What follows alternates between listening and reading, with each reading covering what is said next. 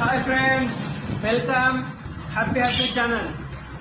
நம்ம இன்னைக்கு பேச போற டாபிக் என்னன்னா, எல்லாருமே இந்த வீடியோ ஃபுல்லா பார்க்கணும். கொஞ்சம் நான் யோசிங்க. இது ரொம்ப நாளா தொடர்ந்து நடந்துட்டு இருக்கு. இது வரைக்கும் இதை எந்த ஒரு சேனல் யாருமே பேசல.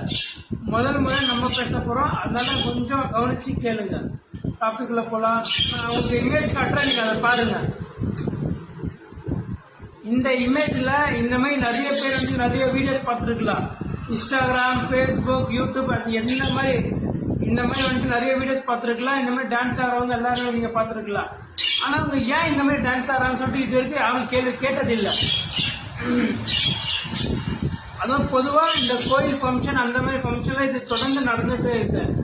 இது இவங்க வந்து ஆக்டிங் பண்ணதோ டான்ஸ் ஆடத்தோ தப்பு கிடையாது. அது அவங்க தொழில அவங்க செய்யலாம். ஆனா இப்ப நான் இன்னொரு இமேஜ் கட்டுறேன் பாருங்க. இந்த மாதிரி செய்யறதுனால பாக்குற அந்த இடத்துல வந்து சின்ன பசங்க சின்ன பொண்ணுங்க எல்லாருமே வருவாங்க. இப்ப நான் உங்களுக்கு இன்னொரு விஷயம் இமேஜ் காட்டுறேன், நீங்க அதையும் பாருங்க. இப்போ இதுல வந்து சின்ன பசங்க பெரிய பசங்க எல்லாருமே பார்ப்பாங்க. இவங்க பண்ணிட்டு அது அவங்களுக்கு அப்படியே அந்த மைண்ட்ல உட்காரும். இது ஏன் எந்த பேரண்ட்ஸை கேட்க மாட்டேன்னு எனக்கு தெரியல. இது முதல் தப்பு பேரண்ட்ஸ் தான். அந்த மாதிரி ஒரு டான்ஸ் நடக்குன்னு சொல்லிட்டு அவங்களுக்குலாம் தெரியும். அப்படி தெரிஞ்சிருந்தா அந்த பசங்க ஏன் அந்த இடத்துல அனுப்புறாங்க. பொதுவா இந்த நிகழ்ச்சி வந்துட்டு கோயில் முன்னாடி நடக்குது. கோயிலுக்குள்ள போனா தேங்காய் வச்சா தெய்வ குத்தா அப்படின்றீங்க, குங்குமம் கீழே போட்டா தெய்வ குத்தான்றீங்க, வலுக்கு ஆஃப் ஆயிடுச்சா தெய்வ குத்தான்றீங்க. அப்ப அதெல்லாம் தெய்வ குத்தனா, அப்போ இந்த மாதிரி அந்த கோயில எதிர்க்க இந்த மாதிரி பண்ணா அது தெய்வ குத்த கிடையாதா? இதை ஏன் யாரும் யோசிக்க மாட்டேன்றீங்க? ஆல்ரெடி உங்களுக்கே தெரியும், உங்க இதுக்கு நீங்க அதை பண்றீங்க. ஆனா அது உங்க இஷ்டம், நான் ஒன்னும் சொல்ல முடியாது.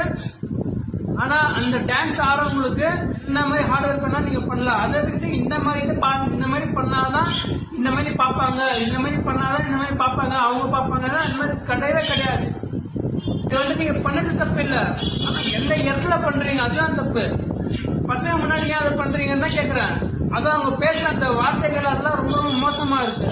அதாவது பசங்களாம் அங்கேயே இருக்காங்க, அது அவங்க மனசுல அப்படியே பதியும். இதுல எடுத்துட்டு அந்த பசங்களை நம்ப கூடாது. உங்களுக்கு இன்னும் புரியுற மாதிரி நான் சொல்லணும்னா, நீங்கள சில பேர் இல்ல பல பேர் கேட்கலாம், இந்த மாதிரி இங்க மட்டும் தான் நடக்குதா வேற எங்கேயுமே நடக்கலாம் நீங்க கேட்கலாம். ஆனா அங்க எல்லா இடத்துலயும் நடக்குது. அதெல்லாம் வந்துட்டு பேரண்ட்ஸோட தப்பு.